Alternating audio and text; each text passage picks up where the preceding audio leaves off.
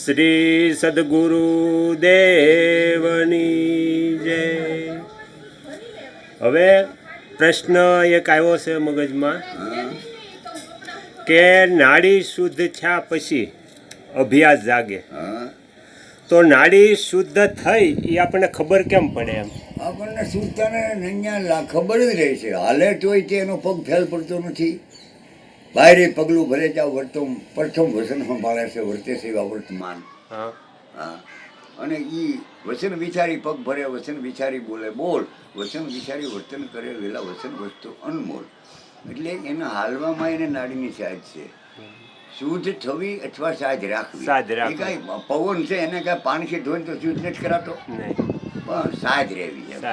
પછી બોલે તો બંને બાજુથી જો બોલતો હોય તો એ બનશે નહીં, અને ચાલુ બાજુથી બોલે તો એ બનશે. એ નાડીની શુદ્ધિ છે. ઓલી યાત્રાની શુદ્ધિ, યાત્રામાં તે પણ આ રીતે યાત્રા સફળ થાય.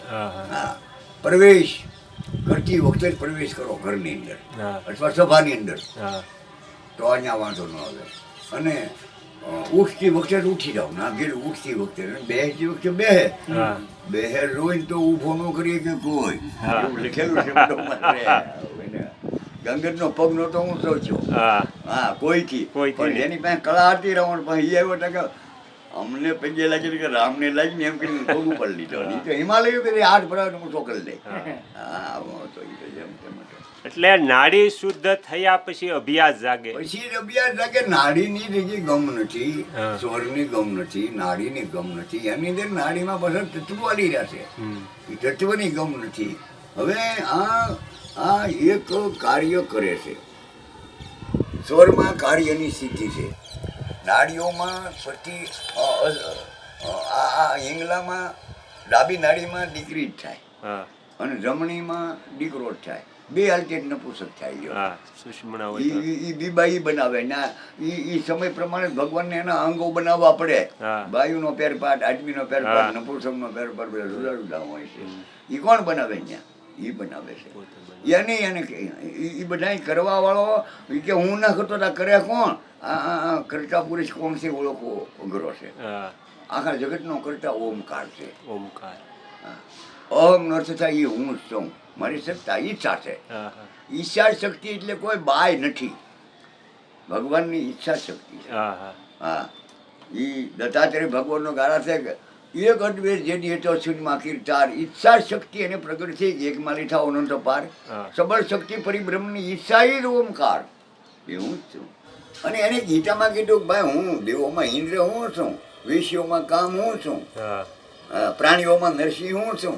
તો એ બધે ઈ જ હોય તો ઈ જ કરી રહ્યો. બધું કોણ કરી રહ્યો?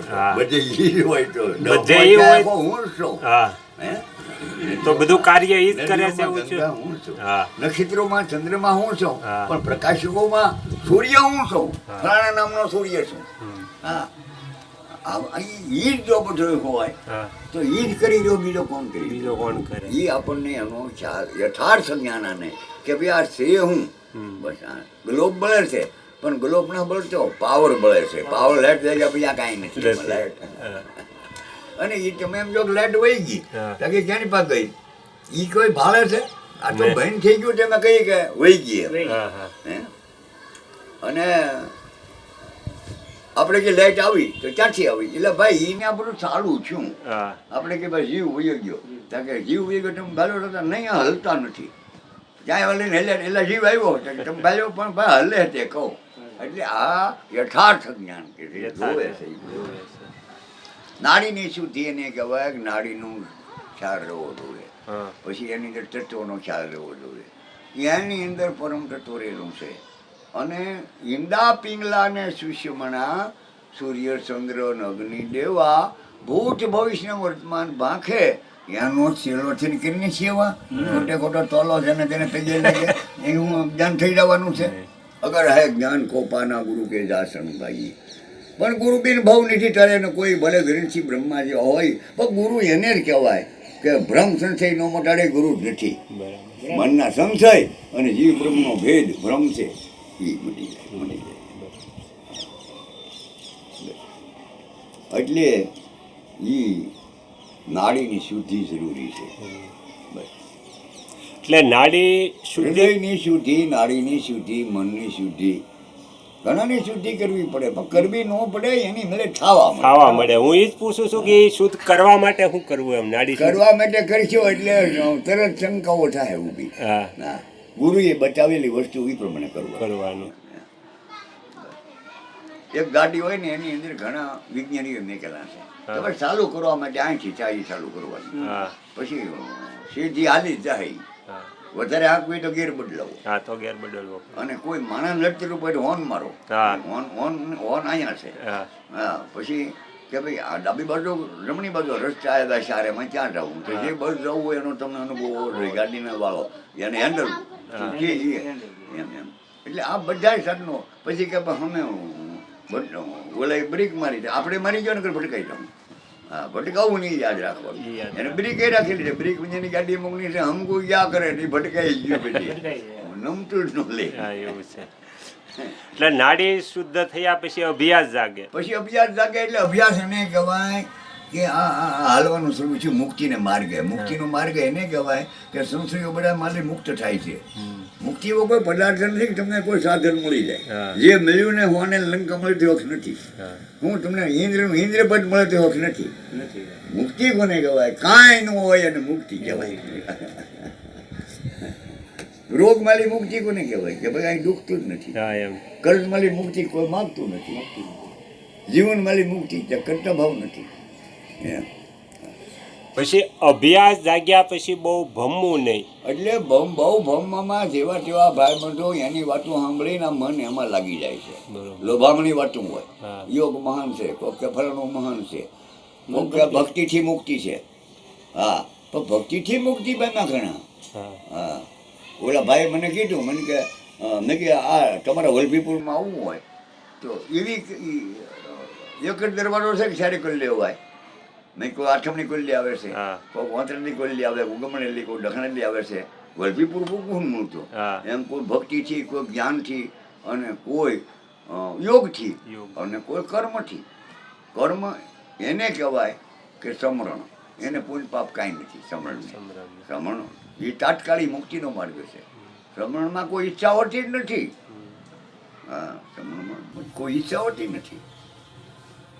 તમારા પ્રિય વ્યક્તિને તમે સાંભળો, એ કાંઈ તમને પગાર એમ ન મળે.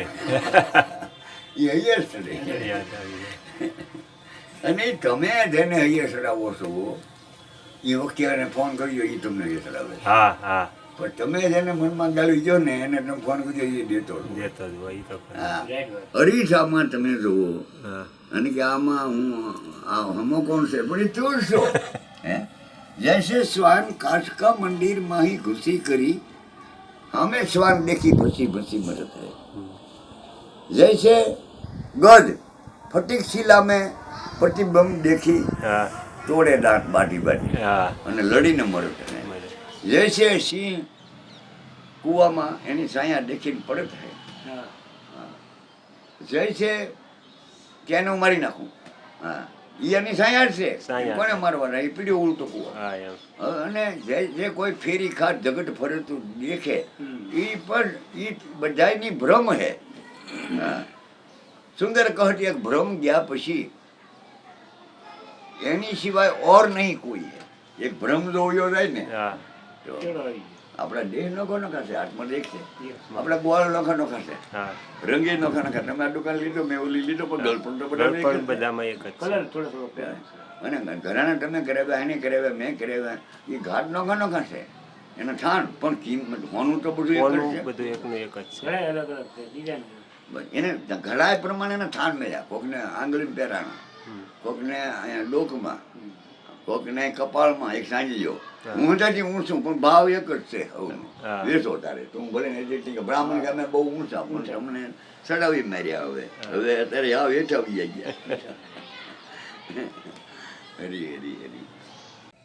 આગળના વિડીયો જોવા માટે આ ચેનલને આ રીતે સબસ્ક્રાઈબ કરો અને બેલ આઇકન પર દબાવો.